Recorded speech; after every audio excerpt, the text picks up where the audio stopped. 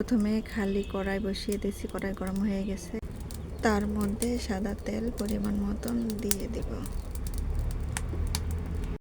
তেল গরম হয়ে গেছে, বড় বড় 2-3 টুকরা তেজপাতা দিয়ে দেব। গরম তেলের মধ্যে লবঙ্গ, এলাচ ফল, দারুচিনি দিয়ে দিচ্ছি। এর মধ্যে কেটে রাখা পেঁয়াজ দিয়ে দিলাম। পেঁয়াজ হালকা ভেজে নেওয়া হয়ে গেছে, তার মধ্যে জিরা, আদা, রসুন বাটা দিয়ে দেব। পরিমাণ মতন হলুদ দিয়ে দেব, চামচ লাল মরিচের গুঁড়া দিয়ে দেব, তো পরিমাণ মতন লবণ দিয়ে দেব। মশলার মধ্যে সামান্য পানি দিয়ে দিব, নইলে মশলাটা লেগে যাবে।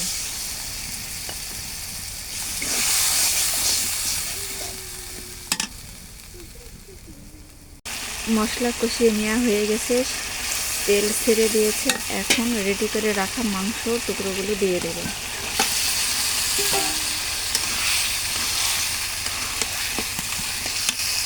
গরুর মাংসের মধ্যে কেটে রাখা আলুগুলো দিয়ে দেব।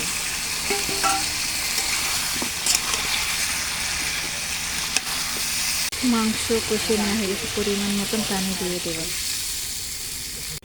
ঢাকনা উঠিয়ে নিয়ে একটু নাড়াচাড়া দিয়ে নেব, নাড়িয়ে দেব।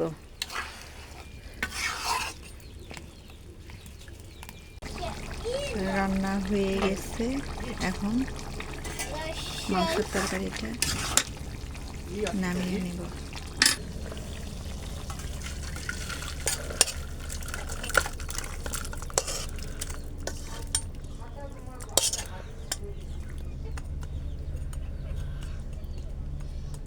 কি সুন্দর তরকারিটার রং এসেছে দেখুন বন্ধুরা।